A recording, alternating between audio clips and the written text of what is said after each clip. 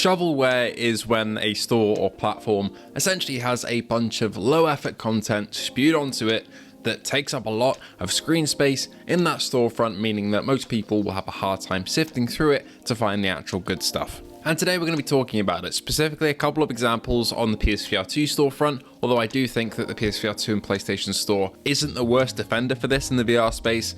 However, it does still suffer from it, and today we're going to talk about a couple of the games that have come out recently and in the past that simply aren't worth your time, whether they are genuinely just low budget indie projects or whether they are actually malicious, and giving you a heads up about how to avoid them. Before we get into it though, you know the drill, only 25% you are actually subscribed to the channel, so if you feel like doing so, that would help us a lot in trying to get to 20,000 subs, and thank you to our patrons and YouTube members who are on screen right now.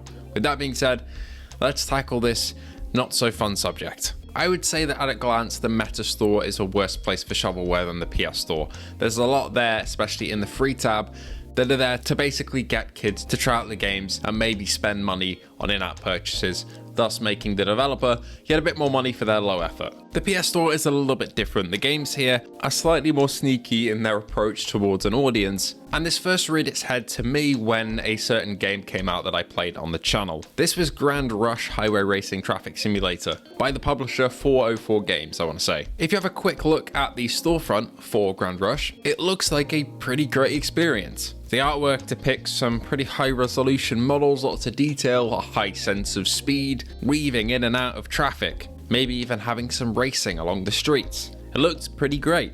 You might even imagine it looks something like this, which unfortunately isn't how Grand Rush looks. This is Gran Turismo 7, and Grand Rush actually looked like this. I think that's what makes some of these shovelware games really bad on the PS Store, and that is the lack of transparency and borderline scamming nature of them. For games like Grand Rush, the developers will put some AI generated or highly edited photos and artwork on the store page that is not really relating to the game whatsoever, and even in some cases show gameplay systems that aren't even present in the game. For example, Grand Rush in its trailer shows you spray painting the car whatever color you want it to be. In the game this doesn't exist. It's just a menu where you can select your car's color. Fundamental gameplay things like this that would be cool in VR are not translated, and the storefront does not display them accurately at all. Instead of getting what you promised, you get a very bare bones, non-immersive waste of money that you wish you'd never bought, and that is me for Grand Rush. I had the biggest buyer's remorse after getting Grand Rush, and I almost had the same when Flight Simulator 2025 appeared on the PS Store by the same company. 404 were back, and this time they're taking on the flight sim genre. But fool me once with Grand Rush, shame on you. Fool me twice with Flight Sim 2025, then, well, I'm a bit of a fucking idiot. So I didn't jump in and buy this one. I was tempted to show it off to you guys that it's not worth buying, but to be honest, I think most of you got the memo that these guys aren't to be trusted, and sure enough, some creators have taken the plunge. A couple I'll mention for their service in outing how awful this game is: Gamertag VR, Miles Dyer, and Mr. Deathwish VR3 that I've seen recently playing this game and exposing how bad it is. It's the same story as Grand Rush. Awful textures, not great models, not really any immersive features, bare bones settings, and not a lot of content to play around with. But again, you wouldn't have got that from the store page. The store page looks great. It looks like a fantastic flight sim game with a massive open world to explore, massive airliners to fly around, just like Microsoft Flight Sim 2024. But that isn't what you get at all. And this isn't just Grand Rush and Flight Sim doing this with 404 Games either.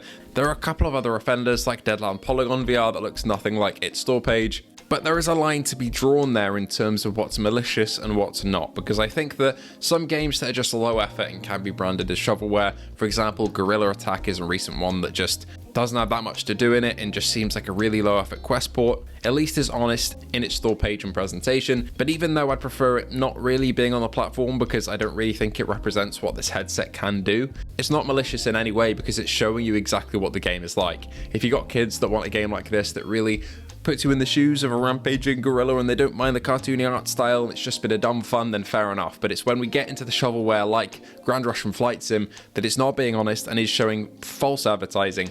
That's when we have a problem. And there's something really confusing about this as well, and this is where the problem of the actual platform comes in for me, and that is Sony QA, because it is the most inconsistent thing that I've ever seen. And that's because I've seen some games get caught up in QA for months and months and months. A recent one is Exo Cars that essentially was stuck in Sony's QA trying to get through for ages, and that's because of a mix of different things. and I'm not sure what I can and can't talk about in terms of the process. And we've seen even upon full release of the game that some features like multiplayer have been delayed until later because of that QA process. And then we have some games like this that can blatantly get away with false advertising, Grand Rush's spray paint mechanic being one of the big ones that simply isn't in the game and is completely fine. Somehow playtesting has gone through in QA and they've completely cleared it, been like, okay, you can put the game out there and charge people their hard-earned money for this product that is nothing like your advertising. It's simply confusing, and today I wanted to rant about it because it's happened again with the flight sim game that's just come out. Do not buy this. I simply beg of you. It is a waste of your money, it's a waste of your time, and you should not settle